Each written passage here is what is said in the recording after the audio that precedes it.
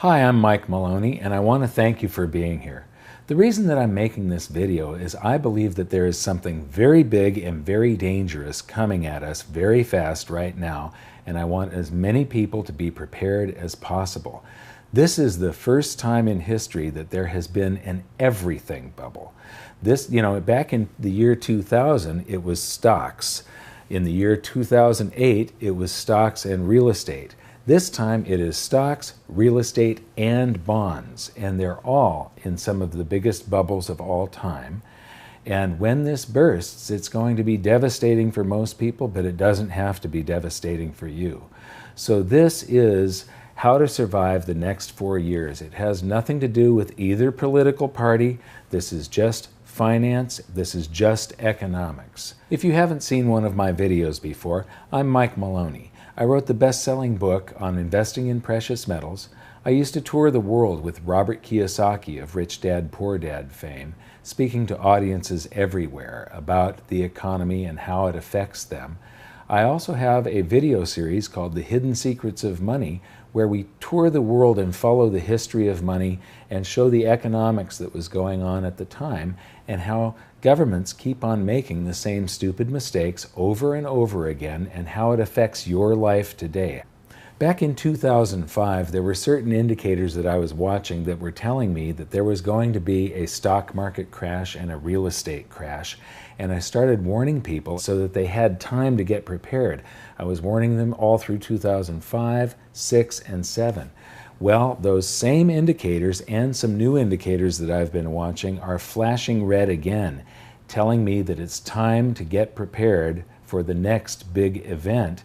And the way that they're flashing, it seems that there's going to be less time this time. It's not 3 years to get prepared. It's going to be happening pretty soon.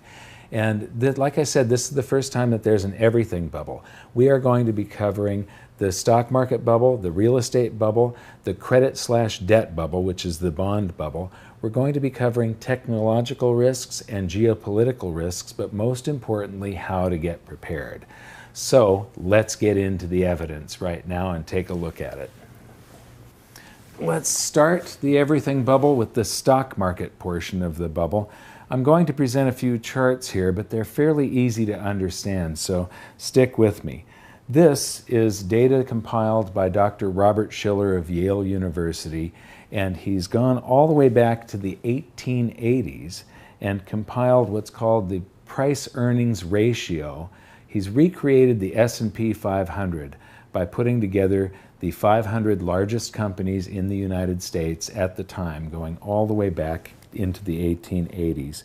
And the price of a stock versus how much the company is earning is a very good measure of whether a stock is overvalued or undervalued. And if it's priced down at 4 or 5 or 6 times earnings or 10 times earnings, it's a bargain. If it's priced above 15, it's too expensive. If it's priced above 20, it's in a bubble. And what you see here is that right now we're at a PE ratio. The price is 29.19 times the earnings of the company per share. And the only times that it's ever been in a bubble this big was a few weeks at the end of 1929 before the stock market crash, and a couple of years, 1999-2000, when the NASDAQ crashed. And so this is saying it's in a hyper bubble. It's even far higher right now than it was in 2007 when the stock market crashed, and that was the global financial crisis. So it's in a bigger bubble than it was back in the 2007 peak.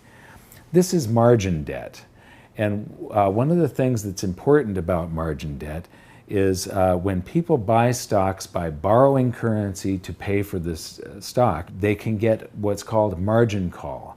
If the value of the collateral, the stock, drops too low, the brokerage house will make that investor or trader cough up a bunch of currency and pay to bring their equity up to a level where they're still comfortable letting them have the loan. And so margin debt goes along with complacency. When people are complacent and they're not pricing risk into the market, they tend to gamble and go further out onto a limb. So right now, margin debt is up at an all-time high. So here's the S&P 500, and this is how much margin debt, how much traders have borrowed versus credit balances in their accounts where they're sitting on cash. And right now it's at an all-time high. Another way of looking at that is margin debt as a percentage of the economy. But this is the volatility index. This measures whether investors are nervous or complacent. And when they're not complacent, they're not pricing in all of the risks of some sort of event in the market. And what you see here is that the volatility index in 2007 dropped down to very low levels of just 10. And today, it's at the same level that it was at back in 2000, the peak in 2007, when investors thought that nothing could go wrong, that everything would keep on going up forever. So complacency is at a maximum. Pricing in risk into the markets, that's at a minimum.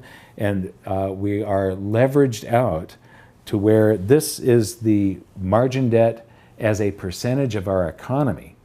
And this is at an all-time high. And that's dangerous. What it says is that if there's a crash, this crash is going to be very fast because there's going to be a lot of margin calls. Margin calls force investors and traders to sell positions so that they can come up with cash. So they've got to liquidate a whole bunch of their portfolio to come up with cash to give to the brokerage house, and that causes the crash to happen a lot faster.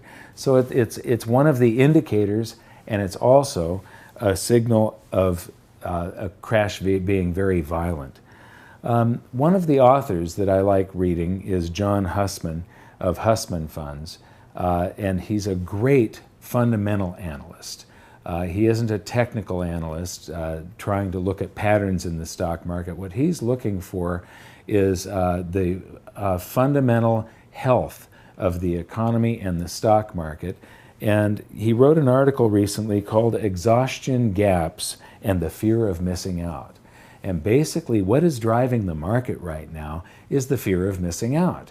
Somebody sees their neighbor making cash and they want to jump on that train also.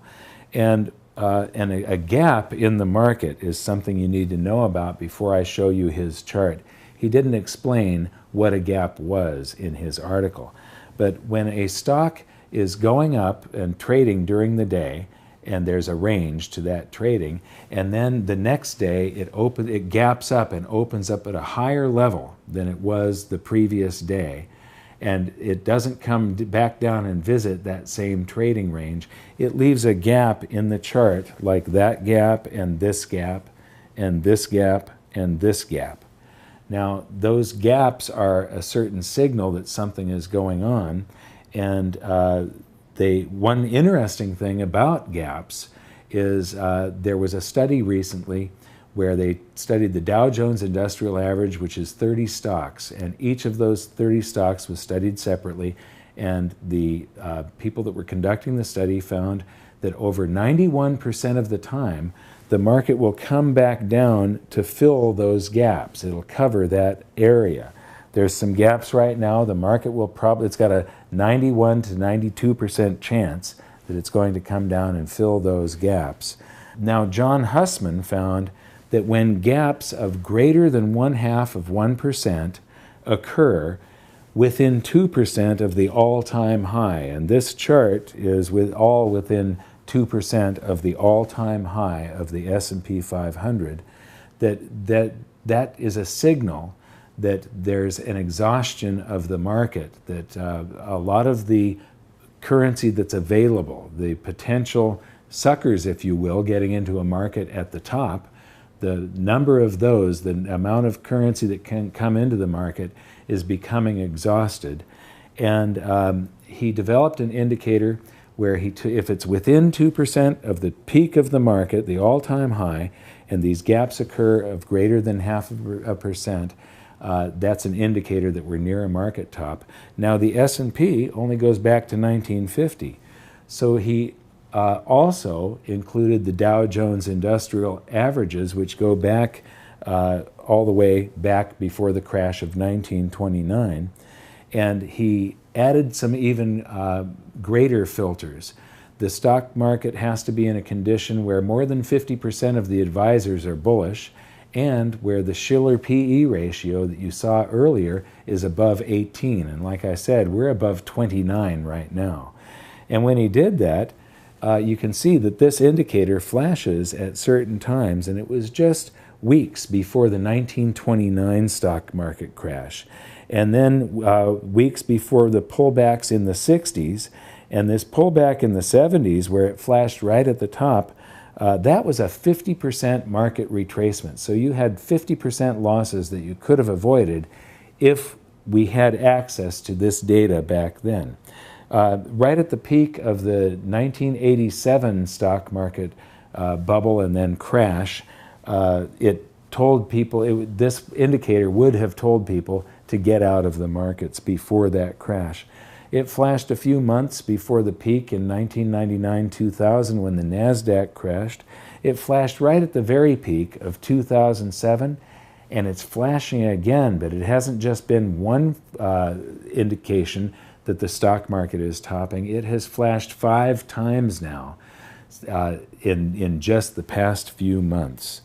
So this is eerily similar to the last time around. We're at the peak of a bubble. Everybody thinks that this can go on forever. Market internals are deteriorating. The stock market is way overvalued, and we're way overdue for a recession, just like the last time around. The answer is gold and silver.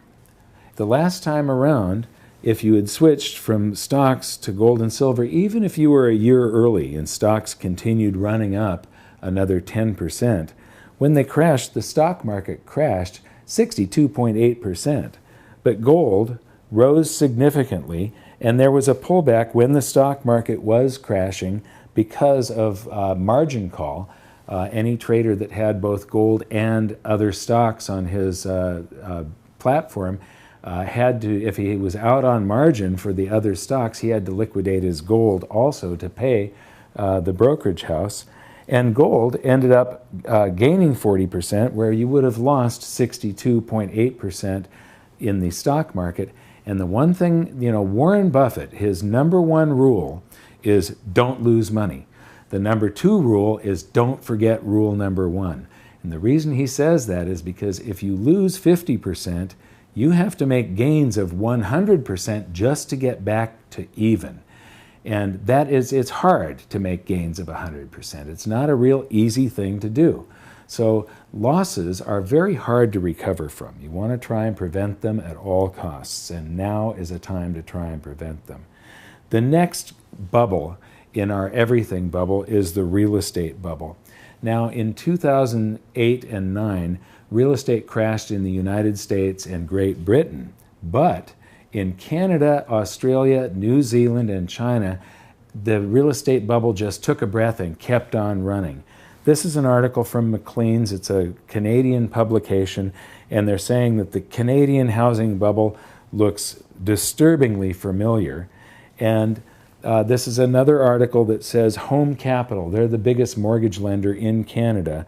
Their stock plunged after the mortgage lender seeks a $2 billion credit line, and that credit line is basically a bailout from the Bank of Canada, Canada's central bank. So the bailouts are already, this is a credit line that they're going to be guaranteed, but what's going to happen is the crash will start and this will turn into a bailout because it's going to be much bigger than just this $2 billion. What is happening is there's a run on Home Capital right now. $600 million worth of deposits have been withdrawn recently, making them unstable, and their books are not that sound. So here's some of the Canadian real estate evidence. This is the price of homes compared to the income of the buyer. So this is the affordability index. And you can see the peak in 2007 for the United States and then the crash. And in Canada, it just took a little breath and then kept on running. And the peak is way above where we were in the United States and Great Britain back in 2007. So this is going to be something bad. This is the home index of home prices. So the last one was the affordability, and Canadians are being crushed right now. They really can't afford their homes if they're buying new ones. But the prices, the home prices, you can see that we crashed and then are rebounding back into a bubble, and they're in a hyper bubble.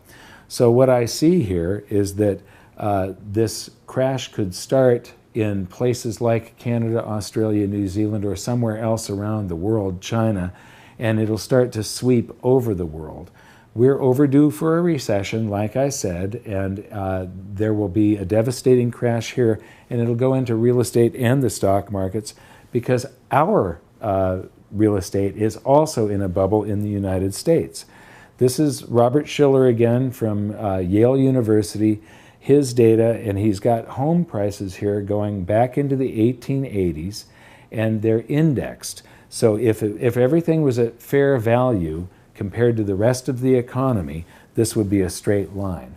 But when home prices go above or below the rest of the economy, home prices were a bargain here during the Roaring '20s and the Great Depression, and then they went into little bubbles in the 70s and 80s, a hyper bubble in 2007, and that popped, and it didn't even bounce down to fair value.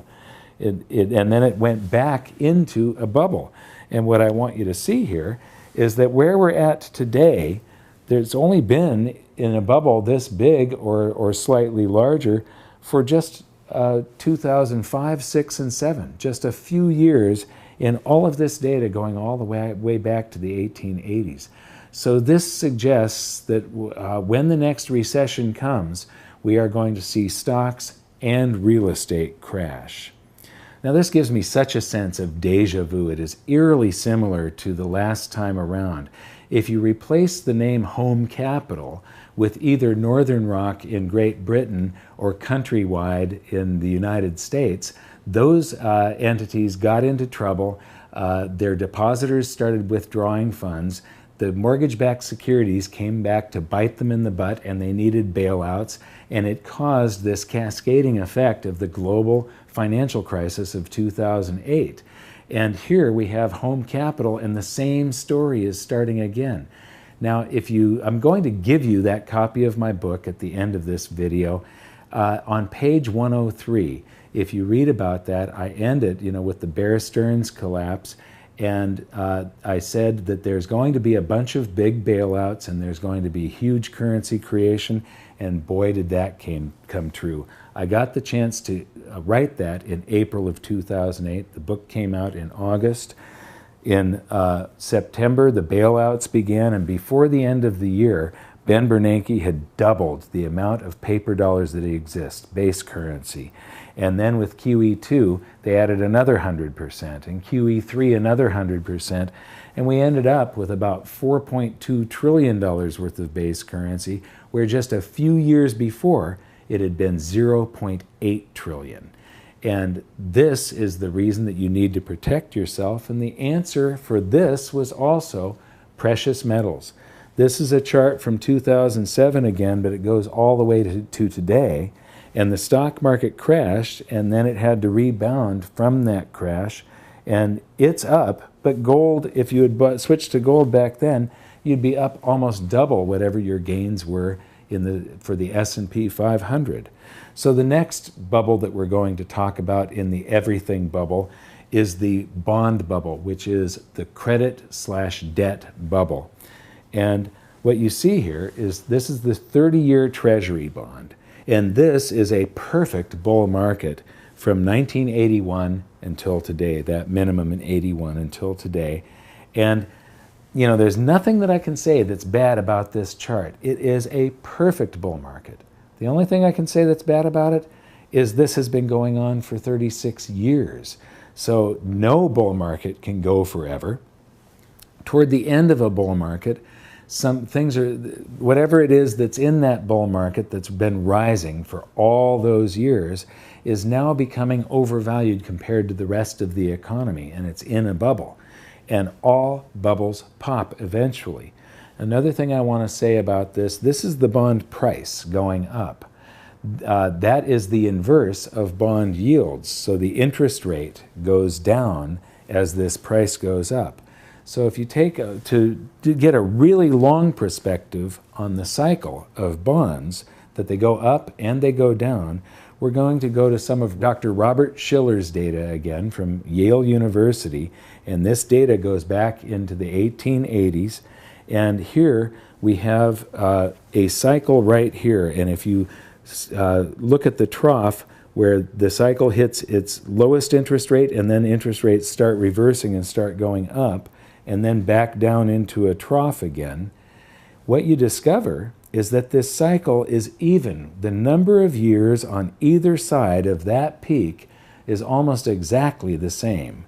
So if we go to the cycle that we're in today of rising interest rates all through the 60s and 70s to 1982 and then falling interest rates, what we discover is if we measure the same amount of time going out into the future from that peak as we had from when the cycle reversed back in the 40s, we discover that this would put us in some sort of bond crisis in the year 2019, 2020, 2021.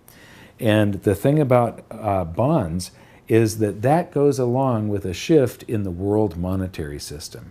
When I was writing my book, I discovered that every 30 to 40 years, the world had had a new monetary system. We had the classical gold standard up until World War I, the gold exchange standard between the wars, the Bretton Woods system from 1944 to 1971, and then the global dollar standard from 1971 until today.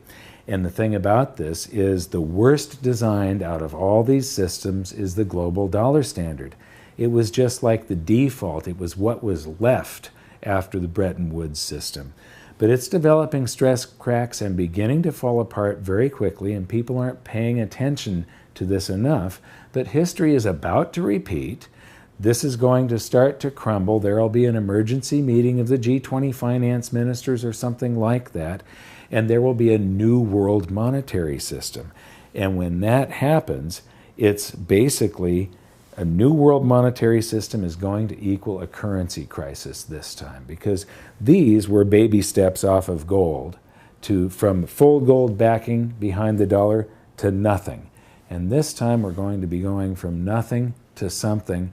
And instead of it just being something that the big banks and the international corporations feel, it's going to be something that everybody feels.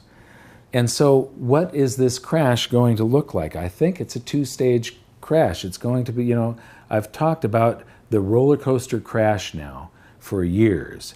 And, it's like being pulled up a roller coaster on a chain and then you go over the top in 2007. We went over the top and we went into a crash and then we got pulled up on a chain. But this chain was a bubble that we were pushed into through zero interest rates and massive currency creation that warped the economy. And all that energy is going to be released in a stock market and real estate crash.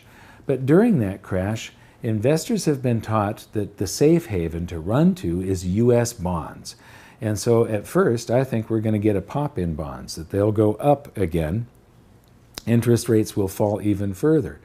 But then, just like a pile up in the fog, the crash happens, and then a truck comes out of the fog. Everybody gets out of their cars, everything's all right, and then this big semi-truck comes out of the fog and piles into everybody. I think it's going to be this two-stage crash with stocks and real estate. Everybody's going to be saying everything's all right. The government's going to be telling you it's time to get back into the stock market, and then the crash resumes. However, this time, the baby boomers are out of time. I'm a middle baby boomer. I'm 61. And if I lost half of my wealth again or more, I'm basically out of time. And I would probably choose to not go back into the stock markets or real estate where I had lost, I've been punished. If you were in the stock market in 2000, you got punished. If you were in it in 2007, you got punished again. So twice you've been through a brutal crash. In 2000, if you were in real estate, you were through a brutal crash in 2007. So what would happen, and you need to watch episodes 6 and 7 of Hidden Secrets of Money to understand this baby boom demographic, the roller coaster crash, and how it's going to affect you. Because this is the end game for the roller coaster crash. And when the baby boomers don't come back in and start investing in stocks and bonds and the economy again, and they just start saving up cash, it's devastating for something called velocity of currency. And you need to watch episodes 6 and 7 to understand that. We don't have time to go through that right here. So the answer and how to get prepared for this situation of this roller coaster crash and the potential of a new world monetary system is a little bit more complex than the answers last time. It's not just gold and silver. You want to have an alternative monetary system already ready to go. And those actually exist today. They're called cryptocurrencies. It started with Bitcoin. There have been several others that have been introduced, and I own a few of them. I don't own a lot of cryptocurrency, but I think it's something that's necessary to be prepared, because if the monetary system failed, you would be able to do transactions right away with other people, and you can do them over long distances. You can do them over the internet, just like you pay with a credit card today. And so, you know, when I used to tour with Robert Kiyosaki, he would always talk about, in a real crisis, you want the 5 Gs. You want ground, grub, gas, guns, and gold. And to that, I've got to add a couple of other letters. These don't start with G, but you want S and you want C. You want silver and you want cryptocurrencies. That's the answer to protecting yourself from a shift in world monetary systems. So that wraps up part 1 of this presentation of the Everything Bubble. We've covered the stock market, real estate, bonds, which is the credit/debt bubble, and we've covered the roller coaster crash and how it might play out. The next thing that we're going to get into is geopolitical risk. All of the risks that exist today magnify the potential crash that is coming. Now, I'm old enough to remember the Cuban Missile Crisis, and I cannot remember another time in my lifetime except the Cuban Missile Crisis when the world has been like right at the brink, where the risks were so high. So the geopolitical risk right now is very, very high, but there's another risk that adds to it and makes it even more dangerous, and that's the technological risk. We live in a world today of all of these single points of failure, things like the internet, that if the internet goes down, society stops. And if you haven't seen the movie 0 Days, I highly recommend that you watch this. It's available on Netflix and Apple TV and Amazon and so on. And this is about the Stuxnet virus, which was allegedly created by the US government to attack Iran's nuclear program. And the thing is that this was a decade ago. Viruses today, this spread into every computer on Earth, but it had a very specific set of rules that it had to identify for it to target its victim. And today, the viruses that exist and that have been created could give anybody, their creators, anywhere on the planet, control over almost anything that exists on the planet. Suddenly, the water could stop coming out of the tap, the electricity goes off, the monetary system goes down. So we live in a world now that is much more dangerous. And to show you what this would look like, here's an example. This is Norse Viking, their example of attacks that are being directed towards servers right now. And these are just hacking attacks. This isn't viruses. But this is what the next war is going to look like before it actually becomes a physical war. And so the answer to all of this is basically the 5 Gs and silver. If the internet goes down, cryptocurrencies are not going to have, they're going to be worthless for as long as the internet is down. However, cryptocurrencies, the blockchains are very robust, and as soon as the internet came back up, they would be available.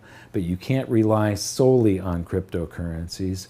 Some gold and some silver for small transactions, and making sure that you've got things like emergency food and some gasoline and so on is important.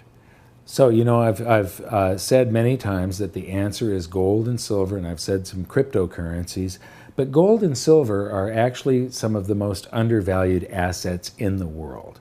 If you look at the last time that they were in a bubble, 1980, gold hit 850, and it's up in the $1,200 range right now. Silver hit 50 bucks, and it's selling for 16 bucks right now. What other asset have you ever seen that is selling at a discount to its 1980 price? There isn't really anything out there. So gold and silver, I started picking up gold back in 2002, and I started picking up silver in 2003. And so that was way back here with gold. And everybody is wishing that they were buying back then. There was this big run up, and we're still way ahead. This starts in the year 2000. So this is gold's performance against the S&P 500 for this century.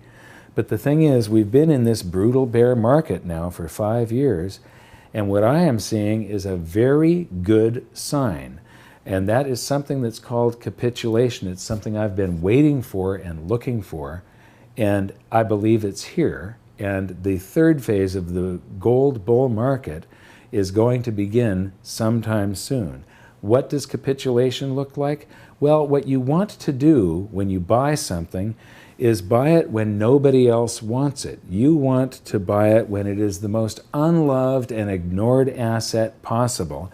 And then you write it up, and then other people start jumping on board, and then you want to get off of that wagon before it goes over the cliff. Right now, stocks have been going up, and everybody's on that wagon. I believe it's about to go over a cliff.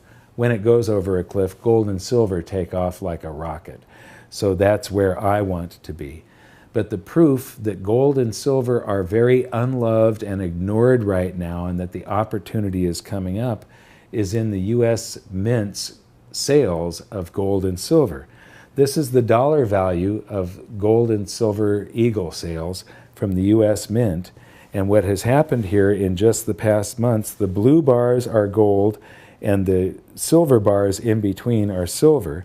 And what has happened over the past couple of years is that we've now gone to annualize. This is all annualized data.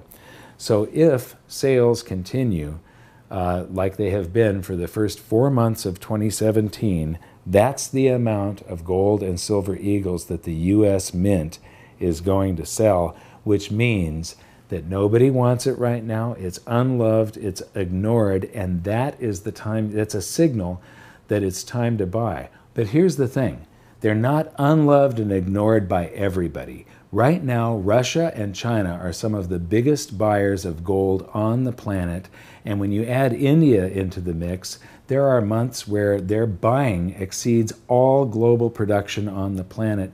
And that means that the excess that they're buying has to be coming from somewhere, and it's coming from the West. We're selling and they're buying. They see the writing on the wall. They see what's coming. They see the potential of a new world monetary system, and they're getting ready. You should too. To that, we are also below the cost of production for many of the mines, and that is a situation that cannot last. Because when that happens, production decreases. So production is going down just at the time when we're going to have a crisis where everybody wants to rush into it, and the only thing that can resolve that is price. So, as you can see by all of the evidence that has been presented, this crisis could be pretty darn bad, and you do need to protect yourself. We can't control what is going to happen on this planet, but we can control what's going to happen to our own personal finances. And the protection that you can arrange can also give you the opportunity to come out of this crisis better off than when you went into it. And so here is how I would like to help. If you're going to investigate this further, you need to get educated on it. And I would like to give you a copy of my book for free. It is one of the best ways to learn about this subject.